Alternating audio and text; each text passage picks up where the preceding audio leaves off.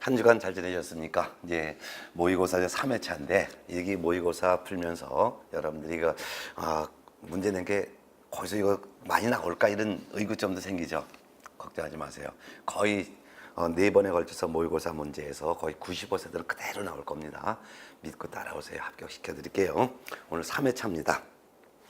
3회차 문제는 비교적 그래도 수월하게 냈고 실제 출제형과 똑같이 냈습니다. 그래서 박스형의 문제도 한 10문제 정도 냈고 그 다음에 이제 옳은 거 틀린 것 이런 긍정형 부정형 지문을 긍정형 지문을 한 40%, 그 다음에 이제 부정형 지문을 60% 이렇게 출제했기 때문에 실제 시험 출제 유형도 그대로 맞고 또 문제 나올 것도 그대로 냈습니다. 정확하게 정리하셔서 다 합격시켜 드릴게요. 자, 1번 봅니다. 공인중개사 법령 규정사항 중 옳은 것은 몇 개이냐. 자, 1번 문제는 공인중개사 법령은 법과령으로 되어 있는데 대통령령으로 정하는 것과 국토교통부령으로 정하는 내용을 이제 구분했는데 이거를 이해하고 있는지를 물어봤습니다. 기억번 등록 기준은 국토교통부령으로 정하는 게 아니라 대통령령으로 정하죠. 대통령령으로 정하는 기준 3가지 외웠죠. 등, 사, 과. 등, 등록 기준. 사, 사무소 설치 기준. 과, 과태료 기준. 기준 중에서도 등사가 3가지는 대통령령. 나머지 기준은 전부 국토교통부령. 그리고 각종 서식과 절차도 국토교통부령인데 유일하게 휴폐업 신고 절차만 대통령령으로 정한다 했었죠. 자, 2번 자격정지 기준 대통령령 아니고 이거 국토교통부령이죠. 디귿번 업무정지 기준은 국토교통부령. 이거 맞네요. 1번 휴폐업 신고 절차는 국토교통부령으로 정한다. 이거 대통령령입니다. 모든 절차는 신고 절차는 국토교통부령으로 규정됐는데 유일하게 휴업 폐업 신고 절차 하나만 대통령령으로 정하죠. 5번 과태료 기준 대통령령으로 정한다. 맞습니다. 결국 디귿번과 미음번 2개네요. 답은 2번. 2번 지문 문제 봅니다. 2번 다음 설명 중 옳은 것. 1번 등록을 신청하는 경우 실무교육을 위탁받은 기관 또는 단체가 실무교육 수료 여부를 등록관청이 전자적으로 확인할 수 있도록 조치한 경우에는 실무교육 수료 확인증 사본 제출하지 않습니다. 맞지요? 답은 1번이고 2번 등록하지 않고 중개업을 영위하는 자에게 중개를 의뢰하거나 미등기 전매 중개를 의뢰한 의뢰인은 처벌 대상이 된다? 되지 않습니다. 무등록 중개업을 한 자만 3년 이하의 징역 또는 3천만 원 이하의 벌금 중 하나에 처벌받고 무등록 중개업을 하는 자 또는 등록하지 않고 중개업을 하는 자에게 의뢰를 한 의뢰인이거나 또는 미등기 전매를 의뢰한 의뢰인은 처벌 규정이 공인중개사법상 처벌 대상이 아닙니다. 물론 미등기 전매를 한 사람은 부동산 등기 특별조치법에 따라서 처벌을 받지만 공인중개사법에는 처벌받지 않습니다. 네. 그래서 무등록 중개업을 한 자만 처벌받는 거지 의뢰인은 처벌받지 않는다. 이렇게 정리하세요. 3번 소속 공인중개사는 확인설명서 및 거래계약서 등 거래계약서 작성 등 본질적인 중개 업무를 수행해야 된다? 아니야. 수행해야 되는 의무는 없고 수행할 수만 있을 뿐이죠. 수행할 수 있다면 맞지만 수행해야 되는 의무는 없습니다. 4번 개공이 보수를 받지 않고 행한 중개 행위를 행한 경우 이 법 적용을 받지 않는다. 아니에요. 받아요. 무등록 중개 보수 받지 않고 개공이 중개 업무 하더라도 성실 정확하게 설명하고 근거 자료 제시해야 됩니다. 따라서 보수를 받지 않고 개업 공인중개사가 중개를 잘못하여 손해를 발생시켰으면 그 손해를 배상할 책임이 있습니다. 5번 개공은 법인인 개업공인중개사 즉 개업공인중개사인 법인의 사원 또는 임원으로서 공인중개사가 아닌 자는 소속공인중개사에 해당한다? 해당하지 않죠. 소속공인중개사란 공인중개사로서 개업공인중개사에 소속되어야지만 소속공인중개사입니다. 아무리 법인인 개업공인중개사의 임원 또는 사원이라 하더라도 공인중개사가 아니면은 소속공인중개사가 아닙니다. 답은 1번. 그 다음에 3번 문제 봅니다. 중개 대상물이 될 수 있는 것으로 묶은 것은 기억번 분양계약이 체결되지 않았지만 대상 아파트 전체에 대한 건축이 완료된 입주권은 중개 대상물 됩니다.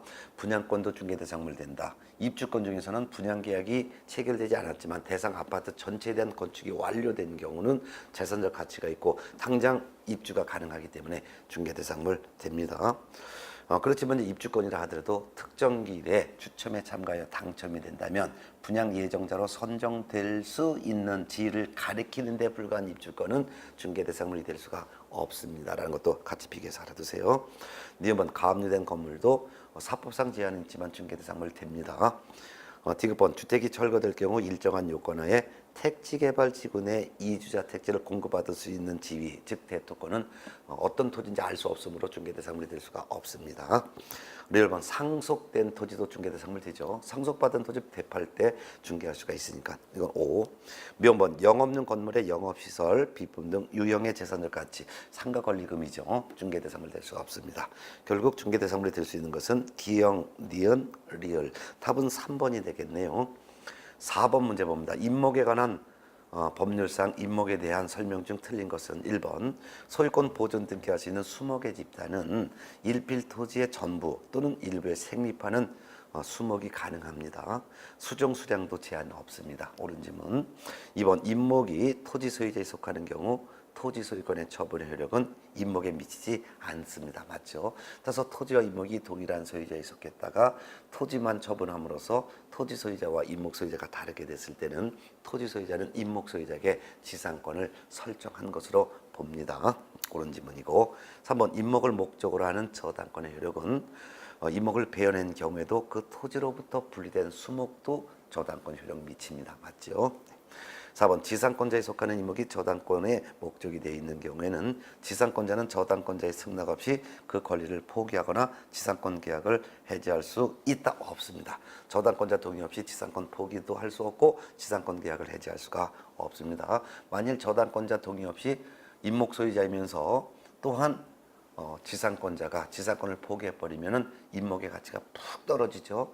그러면 나중에 채무자인 임목 소유자가 채무를 변제하지 않았을 때 저당권자가 임목을 경매 붙이게 되면 낙찰 금액이 상당히 낮은 금액으로 떨어져서 저당권자가 채권을 회수할 수가 없습니다. 그렇기 때문에 임목과 지상권이 함께 저당 잡힌 이후부터는 임목 소유자이면서 동시에 또한 토지 지상권자는 저당권자 동의 없이 지상권 포기할 수도 없고 지상권 계약을 해지할 수가 없습니다. 정답 4번입니다.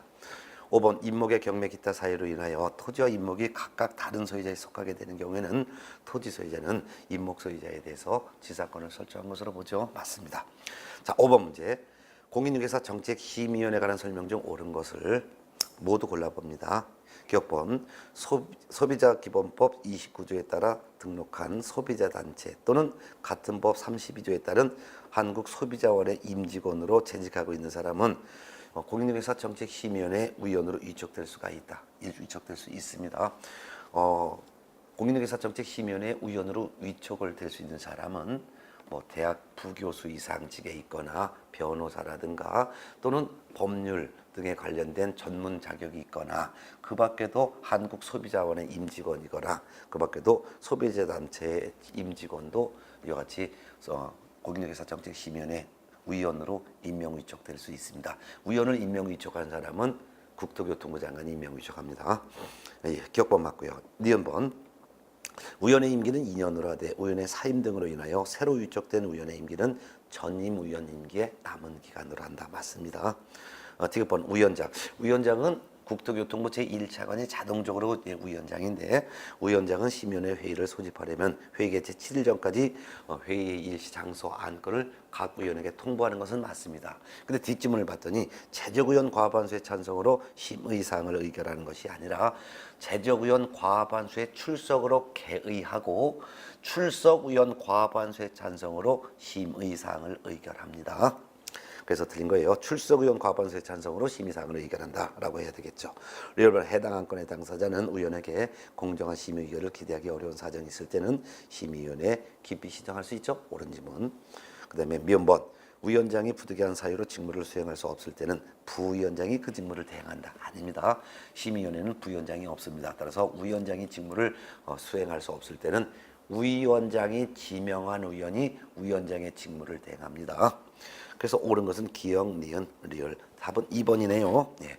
자, 우리가 이제 2번 정도 모의고사 풀어봤더니 거의 이제 문제가 술술 풀리죠. 자, 그 다음에 6번 문제 봅니다. 개설 등록에 관한 설명 중에서 옳은 것 1번. 등록관청이 등록증을 교부할 때는 인장 등록 여부를 확인하는 게 아니라 업무 보증 설정 여부를 확인해야 되죠. 2번 업무정지 처분을 받은 개공은 업무정지 기간 중에 당해 중개업 폐업하고 다시 등록을 신청할 수가 있다? 없지요. 없습니다. 3번 구가 설치되어 있는 시의 지역에 사무소를 두는 경우에는 구청장에게 등록하는 거 맞습니다. 정답은 3번이고요. 4번 등록 신청하는 법인은 예외 없이 상법 614조에 따른 영업소의 등기를 증명할 수 있는 서류를 제출해야 된다. 이거는 외국에 주된 영업소를 둔 법인만 제출하고 우리나라 법인은 제출하지 않습니다. 그래서 틀린 거고. 5번 등록 관청은 등록에 관한 사항을 다음 달 10일까지 시도지사에게 통보해야 된다. 아니죠. 공인중개사 협회에 통보해야죠. 답은 3번이었습니다. 7번 문제 볼게요. 개공 등의 결격서에 해당하는 경우가 몇 개냐? 기억번. 자격 취소 처분을 받고 3년이 경과되지 아니한 자는 결격서에 해당하지요. 니번 금치산자 또는 한정치산자도 결격서에 해당되죠. 디귿번 공인중개사법이 아닌 다른 법률 위반으로 금고 이상의 실형을 선고받고 그 집행이 종료된 것으로 보는 경우를 포함하는데요. 되거나 집행이 면제된 날로부터 3년이 경과되지 아니한 자도 결격사에 해당되죠. 왜? 공인중개사법 위반이건 다른 법 위반이건 징역형 또는 금고형에 대한 실형 선고받으면 교도소 수감되잖아요. 그럼 중개업무에 종사할 수 없잖아요. 그렇기 때문에 다른 법률 위반으로 금고 이상형의 실형을 선고받은 자도 집행 종료되고 3년이 될 때까지는 결격사에 해당합니다. 그래서 맞고요. 레일번 도로교통법 위반으로 300만 원 이상의 벌금형을 선고받고 3년이 경과되지 아니한 자. 이 사람은 결격사에 아니죠. 벌금형 선고가 결격사에 해당되려면 직접 공인중개사법 위반을 하여 벌금 액수가 300만 원 이상인 경우에 한해서만 벌금형 선고 후 3년의 결격사에 해당됩니다. 따라서 직접 공인중개사법을 위반한 게 아니고 다른 법을 위반했다면 전혀 벌금 액수 관계없이 결격사에 해당하지 않습니다. 미연번 업무정지 처분을 받은 개공인 법인의 업무정지 사유가 발생한 당시에 사원 또는 임원이었던 자로서 당해 개업 공인중개사에 대한 업무정지 기간이 경과되지 아니한 자는 결격사에 해당되겠죠. 결국 결격사에 해당하는 사람은 기역, 니은, 디귿, 그 다음에 미음 해서 총 4개가 되겠죠. 리을번을 뺀 나머지 기역, 니은, 디귿, 미음 4개. 정답 4번. 자, 8번 문제. 중개사무소에 관한 설명 중에서 옳은 것과 틀린 것, 옳게 나열된 것은 했습니다. 기억번. 법인인 개업공인회사의 분사무소의 설치는 업무정지 기간 중에 있는 다른 개공의 중개사무소를 공동으로 사용하는 방법으로는 할 수가 없습니다. 맞죠? 업무정지 기간 중에 있는 개공의 사무소는 다른 개공이 이전해 올 수도 없고 업무정지 개공이 다른 개공의 사무소로 이전할 수도 없습니다. 기억번 옳은 말이긴 해요. 니은 서류 송부 요청을 받은 이전 전에 등록관청이 이전 후에 등록관청에 송부해야 하는 서류에는 이전 신고를 한 개업공인중개사의 중개사무소 등록증이 포함된다. 중개사무소 등록증은 포함되지 않습니다.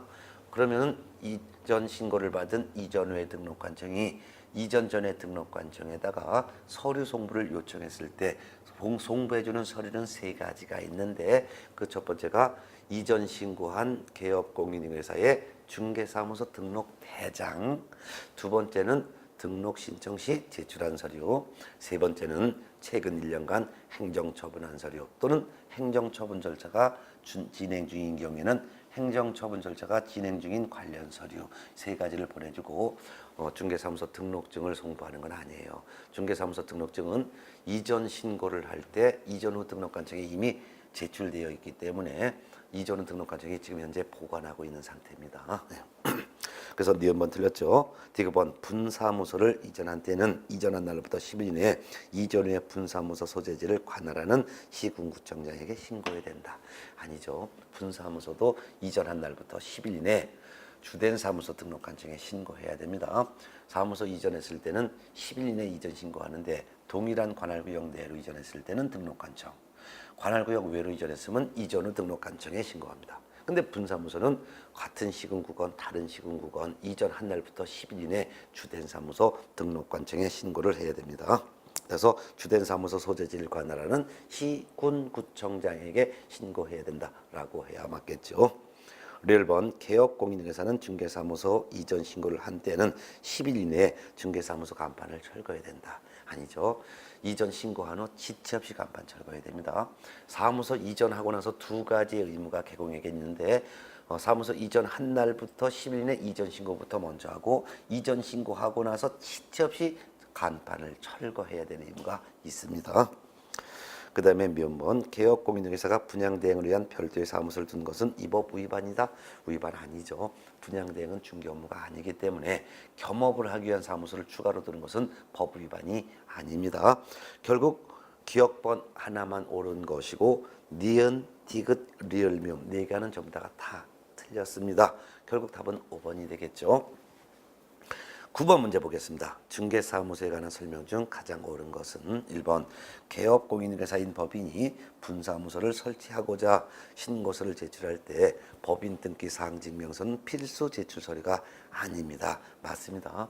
법인이 등록 신청할 때건 또는 법개공이 된 다음에 추가로 분사무소 설치하여 신고할 때건 국가기관이 발급하는 자격증사본, 법인 등기 사항 증명서, 건축물 대장 요 세 가지는 일체 제출하지 않습니다. 이는 등록 신청을 받은 등록관청이 또는 분사무소 설치 신고받은 등록관청이 직접 확인을 해야 되기 때문이죠. 정답은 1번이네요. 2번 A 공인중개사인 개업공인중개사와 B 법인인 개업공인중개사는 중개사무소의 공동사용이 금지되어 있다. 금지되어 있지 않습니다. 개공의 종별이 다르다 하더라도 공동사용할 수 있습니다. 2번 그 다음에 3번 질문 A 공인중개사인 개공과 B 부칙 6조 2항에 규정된 개공은 종별을 달리하고 있기 때문에 중개사무소 공동사용 금지되어 있다. 공동사용 금지되어 있지 않습니다. 공동으로 사용하는 데 대해서는 종별이 같건 다르건 면적 제한 아무것도 없습니다. 단지 업무정지 기간 중에만 공동사용이 제한될 뿐 그 외에는 공동사용 제한은 아무것도 없습니다. 4번 개업공인중개사는 업무정지 중인 개업공인중개사의 중개사무소 이전하여 공동으로 사용할 수 있다? 없다 그랬죠. 그래서 업무정지 중에만 사무소를 공동 사용할 수 없고 그 외에는 제한이 없습니다. 5번 중개법인이 분사무소를 설치하고자 등록관청에 신고서를 제출할 때 업무보증 설정을 증명하는 서류는 제출 서류가 아니다. 제출 서류 맞습니다. 분사무소 설치 신고할 때는 분사무소 설치 신고서에 세 가지 서류를 첨부합니다. 첫 번째는 책임자의 실무교육 이수학 인증 4번, 두 번째는 분사무소 건물에 대한 사용권을 확보한 서류, 세 번째는 분사무소의 업무보증 설정 증명 서류 세 가지 제출합니다. 따라서 업무보증 설정 서류는 제출 서류입니다. 결국 옳은 것은 1번이 됩니다. 10번 문제 봅니다.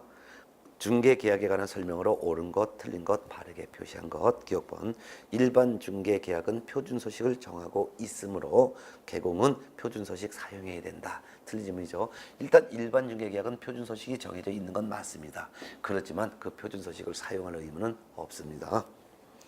자, 그 다음에 2번 전속중개계약은 표준서식을 정하고 있으므로 개공은 표준서식 사용해야 된다. 맞습니다. 전속중개계약 표준서식이 지금 정해져 있고 전속중개계약을 체결하는 개공은 반드시 전속중개계약서를 사용하여 의뢰인에게 교부하고 전속중개계약서를 3년간 보존도 해야 될 의무가 있습니다.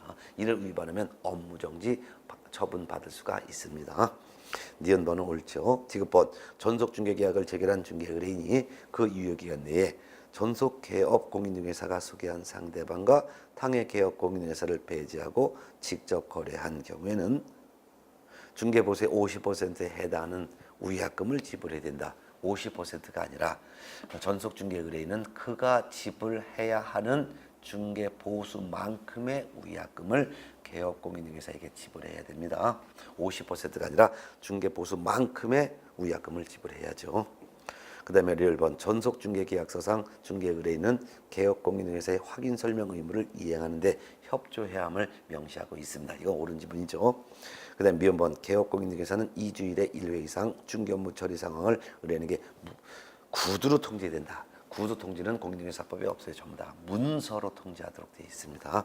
결국 기억은 X, 니은번은 O, 디귿번 X, 리을번 O, 미음번 X. 그래서 XO, XO, X. 정답은 1번이네요. 자, 11번 문제로 넘어가겠습니다.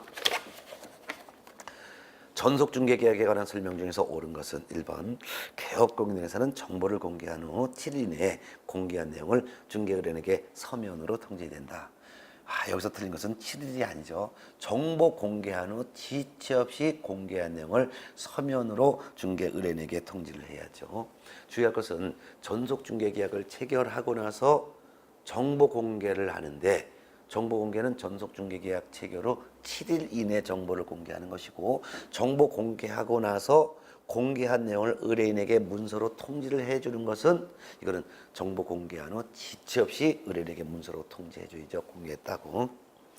2번 개업공인 등에서는 저당권자의 성명 등 인적사항에 관한 정보를 공개하여서는 안 되죠. 맞습니다. 개업공인 등에서는 저당권, 전세권, 소유권 등 권리관계는 공개해야 합니다. 그렇지만 각 권리자의 성명, 연락처, 주소, 인적사항에 관한 정보는 절대로 공개하면 안 되는 거죠. 옳은 질문입니다. 답은 2번. 3번 임대차에 관한 전속중개계약의 경우 공시지가는 필수 공개사항이다. 아니죠. 공개하지 아니할 수 있죠. 그렇기 때문에 임의 공개사항입니다. 공개하지 아니할 수 있습니다. 따라서 임의 공개사항입니다.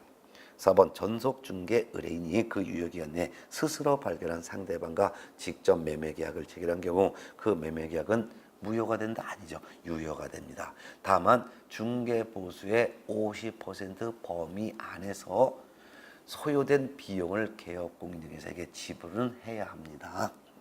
그렇지만 그 계약은 유효합니다. 왜? 계약은 계약 당사자 간의 의사표시가 합치되면 계약은 성립하고 계약의 효력이 발생하기 때문이죠. 5번 중개 의뢰인이 전속 중개 계약의 유효기간 내 스스로 발견한 상대방과 거래한 경우 중개 보수의 50%를 개업 공인중개사에게 지불해야 된다. 틀렸죠. 중개 보수 50%를 지불해야 되는 것이 아니라 중개 보수 50% 범위 안에서 소요된 비용을 개업 공인중개사에게 지불해야죠. 결국 옳은 것은 2번입니다. 12번 문제 봅니다. 부동산 거래 정보망에 대한 설명 중 옳은 것은 1번 국토교통부 장관은 개업 공인중개사와 중개 의뢰인 상호 간에 부동산의 매매 등에 관한 정보의 공개와 유통을 촉진하고 공정한 부동산 거래 질서를 확립하기 위해서 부동산 거래 질서를 유통질서 확립하기 위해서 부동산 거래 정보망을 설치 운영할 자를 지정할 수 있다.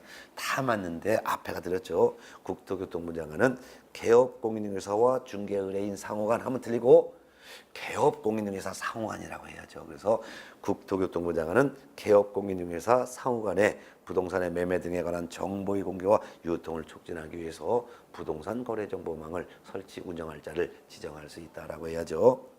개업 공인중개사 상호간입니다. 정보망에 정보를 띄우는 개공과 공개된 정보를 본 다른 개공이 서로 상호간입니다. 개공상호간. 2번 지정을 신청하는 자는 500명. 물론 가로 열고 그중 둘 이상의 시도에서 각각 30명 이상의 공인중개사로부터 그 부동산 거래 정보망의 가입 이용 시정을 받아야 한다. 숫자는 다 맞는데 공인중개사로부터 가입 이용 시정을 받는 것이 아니라 개업 공인중개사로부터 가입 이용 시정을 받아야 합니다. 3번 지정을 신청하는 자는 운영규정을 정하여 지정권자의 승인을 받아야 한다. 지정을 신청하는 자가 아니라 지정을 받은 자는 이라고 해야죠. 지정을 받은 자는 지정을 받은 후 3월 이내에 운영규정을 정하여 국토교통부 장관의 승인을 얻어야 합니다. 4번 지정을 신청하는 자는 확보한 공인중개사 자격증 4본을 지정권자에게 제출해야 됩니다. 이게 답이죠. 정답은 4번. 5번 거래정보사업자는 중개 의뢰인으로부터 공개 의뢰받은 정보에 한하여 이를 공개해야 된다. 아니죠. 정보망에 정보를 띄워달라고 부탁한 사람은 오직 누구가만 정보 부탁하는 거예요? 공개해달라고? 개공이죠. 그렇죠. 그래서 중개 의뢰인으로부터가 아니라 개업 공인중개사로부터라고 해야 되겠죠. 예. 자, 그래서 옳은 것은 4번이고요. 그 다음에 13번 문제 봅니다. 중개대상물 확인 설명에 관한 내용으로 옳은 것 1번 개업 공인중개사가 중개대상물에 대해서 성실 정확하게 확인 설명하지 아니한 경우 등록관 측은 업무정지 처분을 할 수 있다가 아니고 이거는 500만 원 이하의 과태료를 부과한다 해야죠.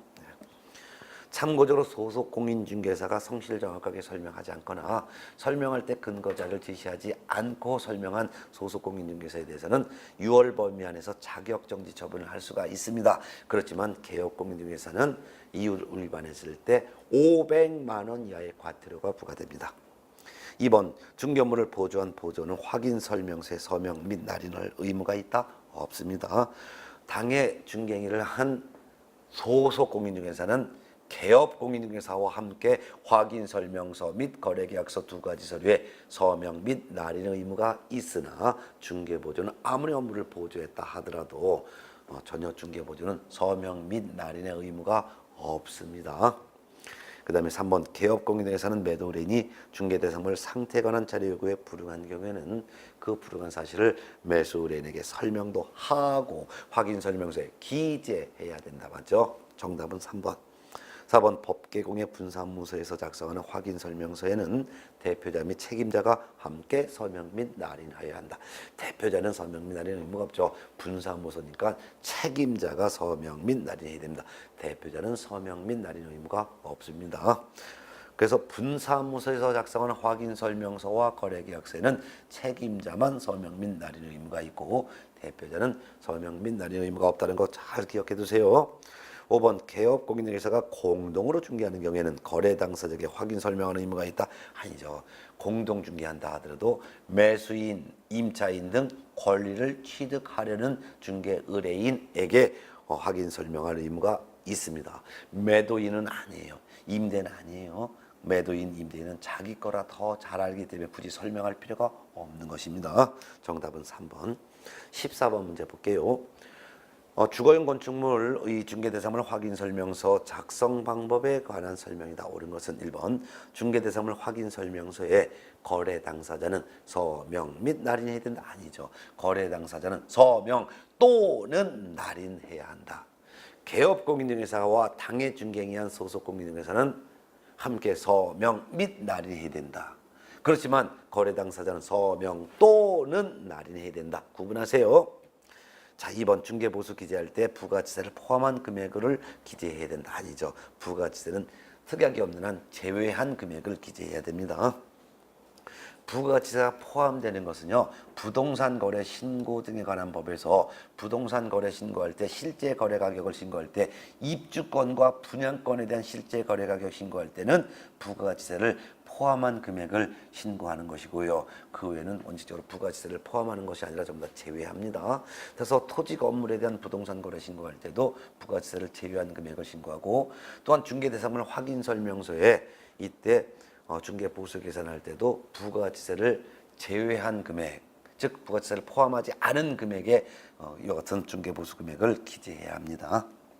3번 건폐율 상한 및 용적률 상한은 토지 이용계획 확인서를 확인하여 개공의 기본 확인사항에 기재한다. 기본 확인사항에 적는 건 맞아요. 그렇지만 건폐율 상한, 용적률 상한은 그 지역 시군 조례를 확인하여 기재합니다. 토지 이용계획 확인서가 아니라 시군 조례입니다. 그 다음에 4번 실제 권리관계 또는 공시되지 않은 물건에 관한 권리는 개공이 매도인에게 자료를 요구하여 확인한 사항을 개공 세부 확인사항에 기재해야 된다. 세부 확인사항에 기재하는 건 맞지만 매도인 등에게 자료를 요구하여 기재하는 것이 아니라 이거는 매도인, 임대인 등이 개공에게 고지한 사항을 기재합니다. 즉 매도인, 임대인이 실제 권리자가 별도로 있습니다 라고 고지했거나 또는 등기되지 아니한 유치권자의 공사대금 얼마입니다 라고 매도인, 임대인이 개공에게 고지한 사항. 정원수, 정원석은 안 팔 것입니다 라고 매도인, 임대인이 개공에게 고지한 사항을 적습니다. 그 다음에 이제 5번 개업 공인중개사는 중개가 완성된 경우 확인 설명서와 손해배상 책임을 보장하기 위해서 설정한 업무보증관계 증서사본을 함께 거래 당사자에게 교부를 해야 됩니다. 맞습니다. 요거 확인 설명서 서식에 올해부터 새로 신설된 내용이기도 합니다. 꼭 알아두세요. 정답 5번입니다. 15번 문제 봅니다. 거래계약서 작성에 관한 설명 중 옳은 것은 모두 몇 개일까요? 기억번 개공은 거래계약서 원본을 5년간 보존해야 된다. 4번을 5년간 보존해야죠. 확인 설명서도 4번을 3년 보존해야 합니다. 전속중개계약서만 원본을 3년 보존해야 합니다. 2번 거래 예정 금액은 필수기재 사항이다. 아니죠. 거래 금액이 필수기재 사항입니다.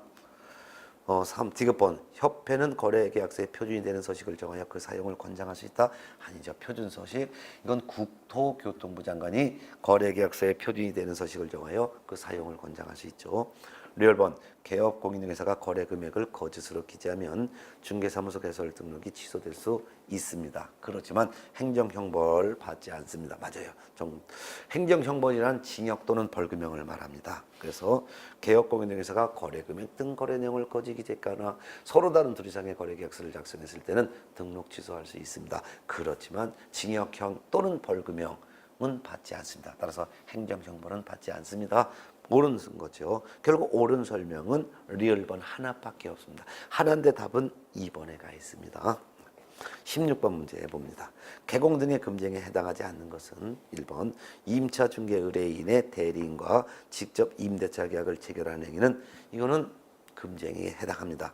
왜냐하면 개업공인중개사 등은 자기 의뢰인과 직접 거래하는 것을 금지합니다. 이때 의뢰인의 범위에는 부동산 소유자 본인과 직접 거래하는 것도 금지하지만 본인의 대리인과 직접 거래하는 것도 그 효과가 본인에게 효력이 미치기 때문에 이같이 의뢰인의 대리인과 직접 임대차 계약을 체결하는 것도 의뢰인과 직접 거래한 것으로 보아서 금지합니다.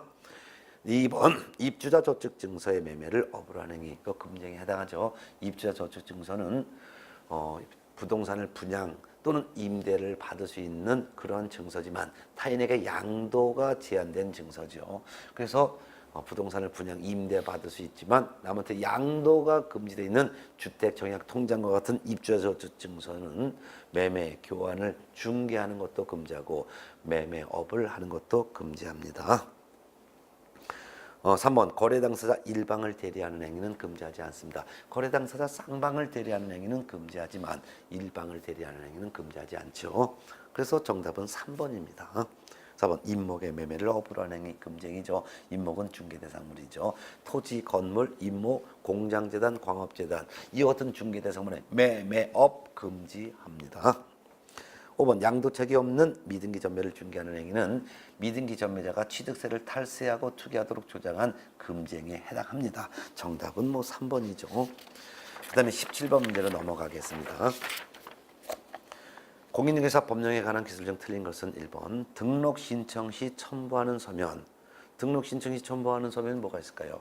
일단 실무교육 수료 확인증 4번, 중개사무소 건물 확보 서류, 여권용 사진, 이게 3가지가 되겠죠. 및 업무보증 설정 신고 시 첨부하는 업무보증 설정 증서 4번. 이거 전자문서로 제출할 수 없다? 있습니다. 있다라고 해야죠. 틀린 건 답 1번. 2번 개업 공인중개사 등이 아닌 제3자가 중개행위를 하여 재산상의 손해를 발생하게 한 때는 공인중개사 법령 규정에 따른 손해배상 책임을 물을 수가 없다. 맞습니다. 개공 등이 아닌 제3자는 공인중개사법 규율을 받지 않기 때문에 민법에 따른 책임을 물을 수가 있는 것이지 공인중개사법에 따른 책임을 물을 수는 없다라는 것이죠. 옳은 질문.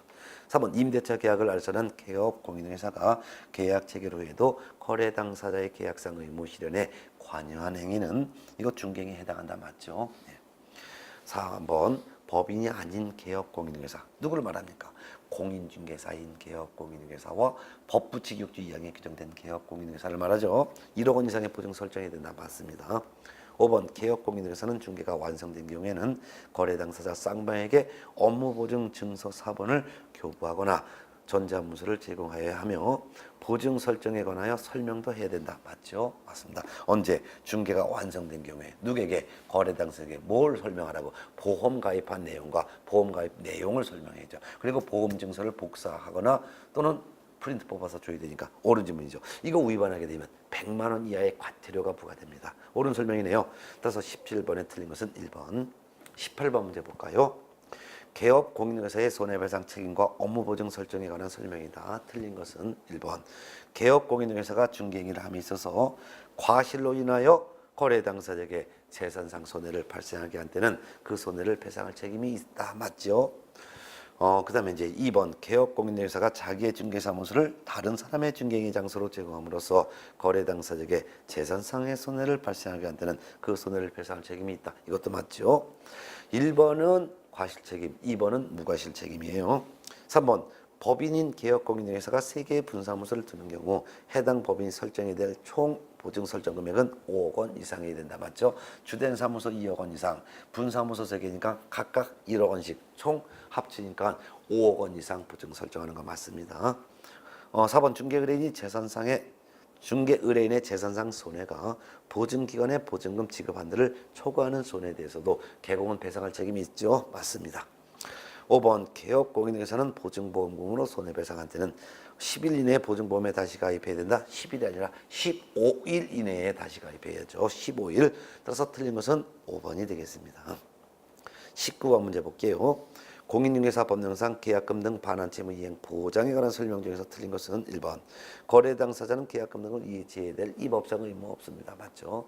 개업 공인중개사 자신도 계약금 등을 이해하도록 거래 당사자에게 권고할 의무가 없고 설령 개업 공인중개사가 계약금 등을 이해하도록 거래 당사자에게 권고했어도 거래 당사자는 계약금 등을 이해할 의무가 없습니다. 그렇지만 예치할 수는 있겠죠. 2번 개업공인중개사의 손해배상 책임을 보장하기 위해서 공제사업을 하는 자, 공인중개사 협회를 말합니다. 예치기관이 될 수가 있다. 맞습니다. 예치기관은 제한이 없어요. 3번 부동산 거래계약의 이행을 보장하기 위해서 계약금 등 및 계약 관련 서류를 관리하는 업무를 수행하는 전문회사는 예치명의자가 될 수 있다. 예치명의자가 될 수 있습니다. 예치명의자는 개업 공인중개사 또는 은, 공, 탁, 채, 험, 전. 그래서 개업 공인중개사 또는 은행, 공제 사업을 하는 자, 신탁업자, 최신건서, 보험회사, 계약금 관련 서류를 보관하고 등기전 업무를 대신해주는 전문회사도 예치명의자가 될 수가 있습니다. 맞네요. 4번 계약금 등을 예치한 경우 매도인 등 계약금 등을 수령할 수 있는 권리가 있는 자는 당해 계약을 해지한 때 계약금 등의 반환을 보장하는 내용의 금융기관 또는 보증회사가 발행하는 보증서를 계약금 등의 예치기관에 교부하고 계약금 등을 미리 수령할 수 있다. 보증서를 예치기관에 교부하는 것이 아니라 보증서를 예치명의자에게 교부해야죠. 그래서 예치된 돈을 매도인, 임대인이 미리 수령하려면 금융기관 또는 보증보험회사가 발행하는 보증서를 계약금 등의 예치명의자에게 교부하고 예치된 계약금 등을 미리 수령할 수가 있습니다. 예치기관 틀렸습니다. 답은 4번이죠. 5번 계약금 등을 예치한 경우 거래 당사자는 그 거래 계약을 해지할 수가 있다. 맞습니다. 계약금 등이 예치가 됐다 하더라도 매도인과 매수인 서로 합의해서 계약을 해지할 수가 있습니다. 결국 19번의 답은 4번입니다. 20번 문제는 이제 중개보수 계산 문제인데요. Y시의 중개사무소를 둔 개업공인중개사 A의 중개로 매도인 각과 매수인 간의 X주택을 2억원에 매매하는 계약을 체결하고 동시에 여기 을이라고 좀 고쳐놓으세요. 을이 이거 전부 다 이상하게 글자가 다 나왔죠. 근데 저는 이제 제 과목만 이렇게 된 줄 알았더니 모든 과목이 전부 다 아마 이렇게 이상한 글자로 되어 있다는데 아마 컴퓨터에서 아마 화면상에 뭐 조합이 잘못된 것 같습니다. 그래서 그다음에 이제 동시에 을이라고 해놓으세요. 을이 병에게 X주택을 보증금 2천만 원, 월참 20만 원에 임대차하는 계약을 체결했다. A가 받을 수 있는 중개보수 총액이니까 쌍방입니다. 자, 이런 문제에서는 이건 점유 계정이 아닙니다. 그래서 동일한 중개 대상물이라 하더라도 매매 계약의 당사자와 임대차 계약의 당사자가 다릅니다. 그래서 20번 문제는 계산이 어떻게 되냐면 자, 개공은 갑이에요. 근데 개공 갑이 두 가지 계약을 중개했습니다. 매도인 A와 매수인 B 사이에 매매 계약을 중개했습니다.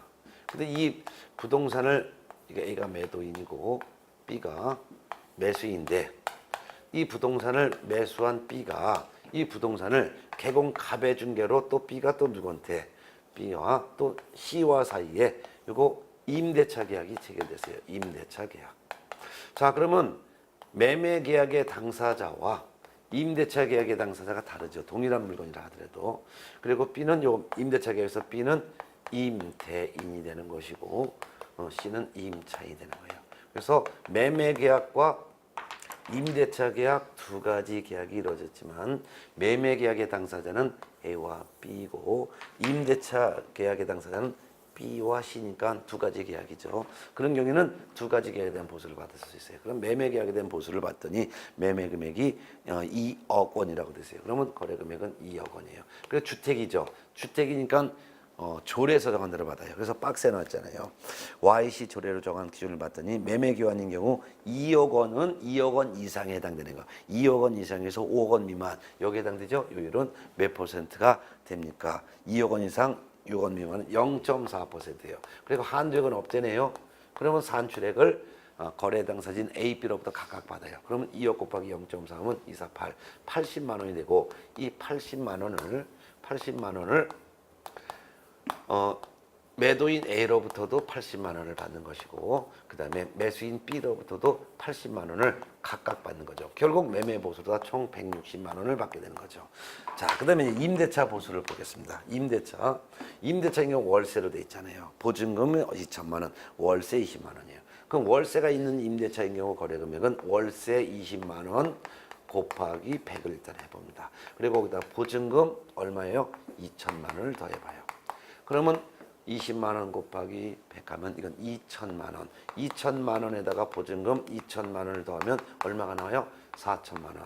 그럼 월세 곱하기 100 거기다 보증금을 더한 금액이 5천만 원 미만이면 이 금액을 거래 금액으로 인정하는 것이 아니라 다시 계산하는 거죠. 그래서 어떻게 다시 계산해요? 월세 20만 원 곱하기 70을 곱하고 거기에 보증금 2천만 원을 더하는 거예요. 그러면 얼마가 나와요? 자, 20만 원 곱하기 70을 하면 2724, 1,400만 원이 나오죠? 1,400만 원에다가 보증금 2천만 원을 더해요. 보증금 2천만 원을 더하면 거래 금액은 얼마가 나와요? 3,400만 원. 그래서 3,400만 원이 바로 임대차 중개 보수 계산 시 거래 금액이 돼요. 그럼 3,400만 원 조례에서 봤더니 5천만 원 미만이고 요율은 0.5% 이렇게 줘줬죠? 0.5%. 한도액은 얼마나 줬어요? 20만 원. 그러면 계산해봐요. 한도액은 20만 원인데 산출액이 얼마인지 비교해봐야죠. 그러면 3,400만 원 곱하기 0.5%는 17만 원이 나오죠. 그럼 17만 원과 20만 원 비교해서 큰 거 받아요? 적은 거 받아요? 적은 거. 그래서 적은 거 17만 원을 임대인 B로부터도 17만 원, 임차인 C로부터도 17만 원을 각각 받죠. 임대차 중개 보수 결과 얼마예요? 34만 원. 그럼 매매 보수가 얼마? 총 160만 원. 임대차 보수가 얼마? 34만 원. 합치니까 총 얼마가 돼요? 194만 원이 총액이 되겠죠. 그럼 정답을 찾아보니까 3번에 나와 있죠. 194만 원. 네, 이렇게 했습니다. 자, 이제 일단 20번까지 풀어보고 잠시 쉬었다가 21번부터 다시 풀어볼까요?